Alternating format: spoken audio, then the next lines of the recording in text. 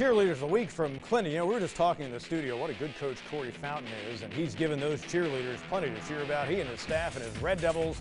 Big win in their rivalry showdown against Lawrence, and there are the Clinton Cheerleaders eventually making that pyramid. Congrats to them, Cheerleaders of the week.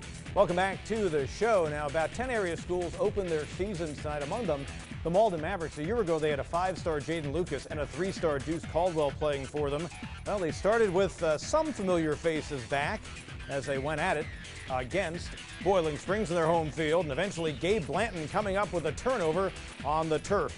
But Josh Page of Malden coming through with the stop off the bad snap of Boiling Springs. On the ensuing drive, Kelvin Johnson, he'll be the go-to guy out of the backfield for Sayre Naismith, and the Mavericks this season gets into the end zone. Game that started late. Let's show you how it's progressing. 14-0 Malden leads in its opener in the fourth quarter. Greenwood taking on a school from just outside of Atlanta, Sandy Creek. Must have been a Hawaiian night at the home of the Eagles. That's them in the dark green. Caleb Burton's their new quarterback. He's going to convert here and keep a drive alive. A couple of plays later, Jalen Robinson going to get the call. Fakes everybody out. There he goes to the end zone, but Sandy Creek able to come away with the win far from home, 48-21. Franklin County of Georgia and Pickens. And the Flame, after a big win over Crescent the week before, sees Franklin County get the touchdown early on. Nova Ware in for the score. Cole Evans later on with a nice run, but Franklin County able to then come up with the interception.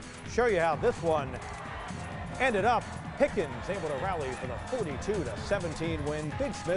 Big win for Chad Smith's team as they are off to a 2-0 start.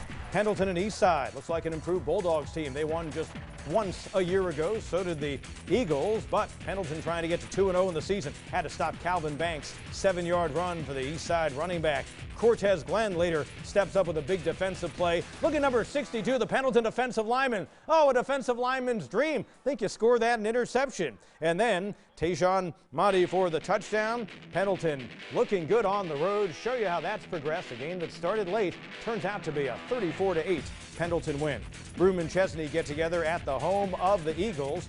Darius McDowell going to get a score for Chesney rather, as they were trying to knock off their neighbors from Spartanburg County. Broome coming into the game having won 4 in a row. Kyle Martin then with a Chesney score. Broome goes on to a 54-28 victory in this game. Eventually, Jalen McGill able to punch it into the end zone for the Centurions, and Broome 1-1.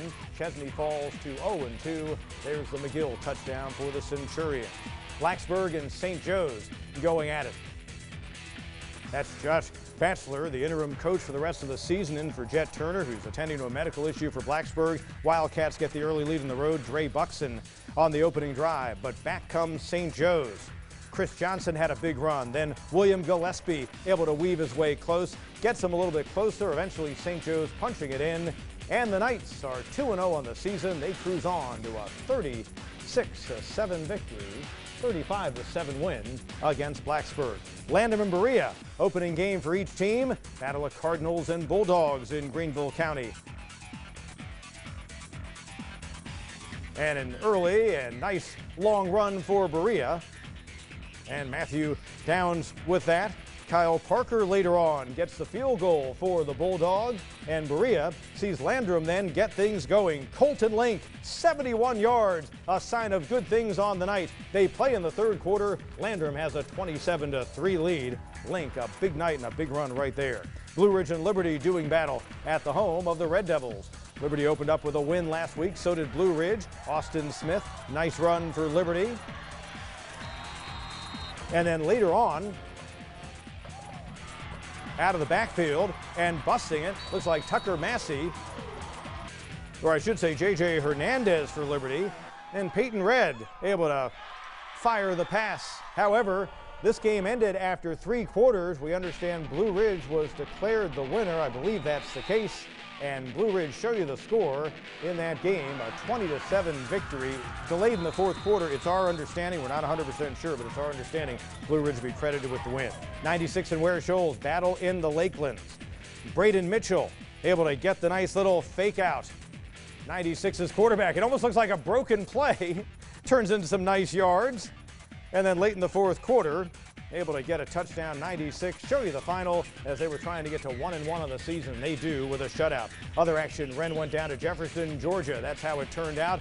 Woodmont in a game that was stopped and will be resumed tomorrow, leading at Walhalla. Southside Christian, after winning 22 straight, starts this season 0-2. Meanwhile, Crescent and Dixie, that's what happened there. Carolina and West Oak, a 22-0 lead in the second quarter for a game that'll be continued. We will come back with more as the high school Red Zone continues after this.